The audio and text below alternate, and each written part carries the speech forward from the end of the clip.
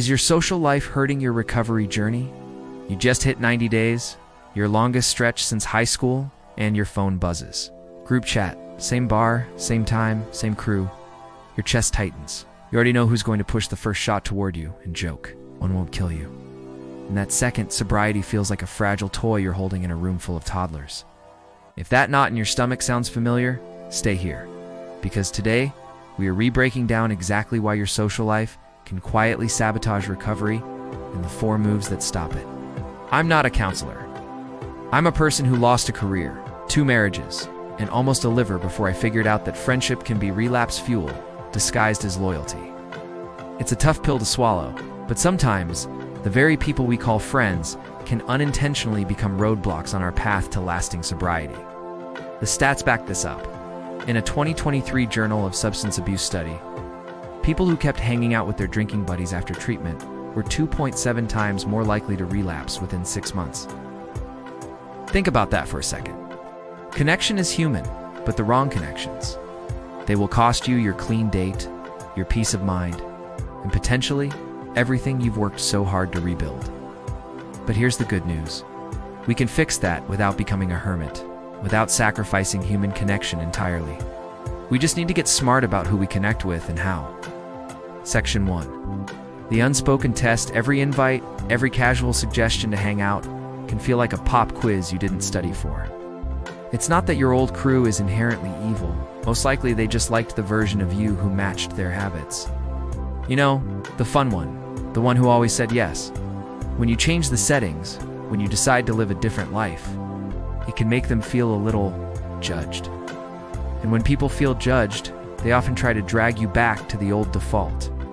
Not out of malice, but out of their own discomfort. That pressure isn't always a dramatic beer slid across the table. Sometimes it's far more insidious. It's the subtle, "Come on, we miss you." Or, "Are you sure you're not just being dramatic?"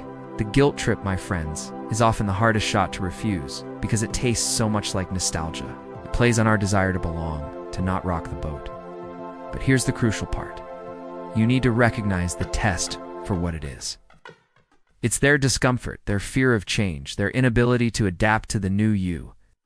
It is absolutely not a reflection of your failure or weakness. Understanding this distinction is your first line of defense. It empowers you to respond from a place of strength, not obligation or guilt. Section 2. Boundaries that don't feel like walls. When it comes to setting boundaries, skip the Shakespearean speech. No need for a dramatic monologue about your journey or your rock bottom. Seriously, keep it simple. We're talking about the 15-word script. I am not drinking tonight. If that kills the vibe, I'll catch you another time. Period. Full stop. No apology, no long drawn-out explanation. The shorter the line, the fewer openings for debate, for persuasion, for those well-meaning or not so well-meaning attempts to chip away at your resolve. Practice saying it in the mirror until it sounds boring, until it feels like a simple statement of fact, not a declaration you need to defend. Many of us worry about sounding rude, right? We're conditioned to be agreeable, but here's the truth. Real friends, the ones who genuinely care about you and your well-being, will survive a simple, direct sentence. They will respect it. Acquaintances who can't handle your boundary, who push back or make you feel bad for prioritizing your health, well, they just proved they were never really support. They were just scenery. They were there for the old version of you, not the thriving, sober one you're becoming. Setting these clear boundaries is crucial for protecting your recovery, especially in early stages when your resolve might still feel a bit shaky. Section 3. The 2-week disappearing act. Early recovery is practically the only arena where ghosting is actually healthy. Seriously, embrace it. Tell everyone, hey, I'm going off-grid for 2 weeks to recharge and reboot, then mute those group chats. Delete those social media apps that just tempt you and use that precious time to stack new routines. We're talking 6 a.m. walks, 8 p.m. online meetings, anything and everything that crowds out those old time slots where you used to engage in risky behaviors.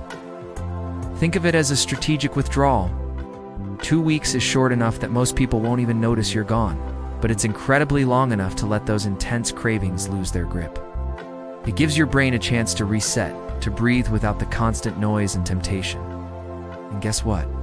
Studies show that relapse odds can drop by a significant 40% when high-risk hours are pre-scheduled with neutral, healthy activities.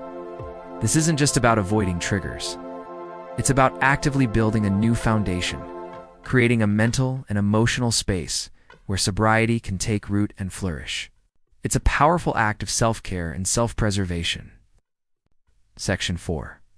Switch the playground. Trying to fight temptation in a pub is like attempting to stick to a keto diet in a donut shop. I mean, sure, it's technically possible, but why make it unnecessarily hard on yourself? Instead of trying to white-knuckle it through environments designed to trigger you, let's get creative. The goal isn't to delete fun from your life. It's to relocate it to places where your nervous system can actually exhale. Replace that bar trivia night with something equally engaging but completely sober. Think indoor climbing gyms, where the focus is on physical challenge and camaraderie. How about 3-mile glow runs?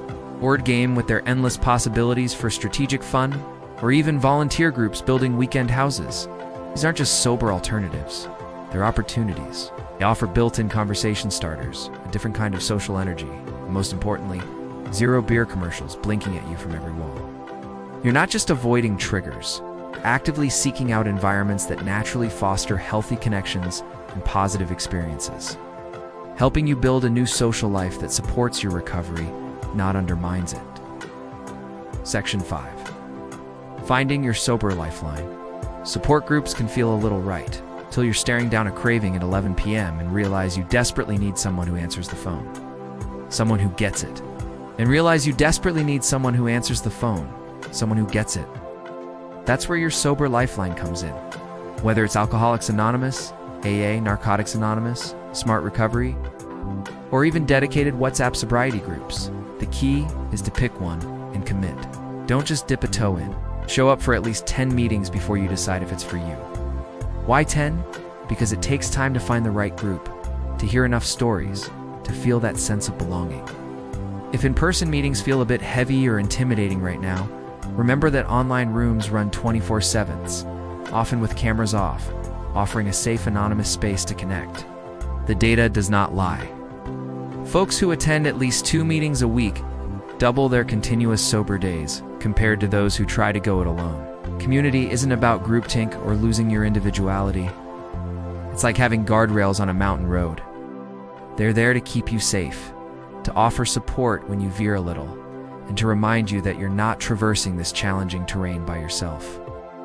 It's about finding people who celebrate your victories and lift you up during your struggles.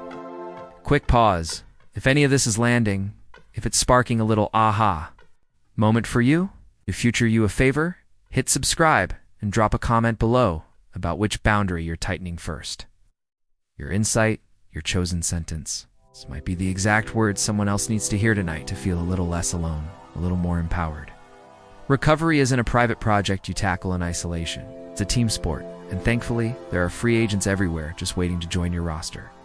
Your social life can either be the powerful wind in your sails, propelling you forward, or it can be a gaping hole in your boat, slowly sinking your efforts. The choice, ultimately, is yours. Set those boundaries fast and firm, disappear when you need to recharge, swap out those old playgrounds for new, healthier ones, and load up on sober teammates who will champion your journey. And remember to celebrate like someone who just got a second, incredible take on life. Do all of that, and the next group text won't feel like a threat. It'll be just another Saturday you can handle, sober, confident, and absolutely free. If this video kept you here today, if it resonated with even one part of your journey, please share it with someone fighting the same battle, someone who needs to hear this message tonight. And I'll see you in the next one, stronger, clearer, and definitely not hungover. Thank you.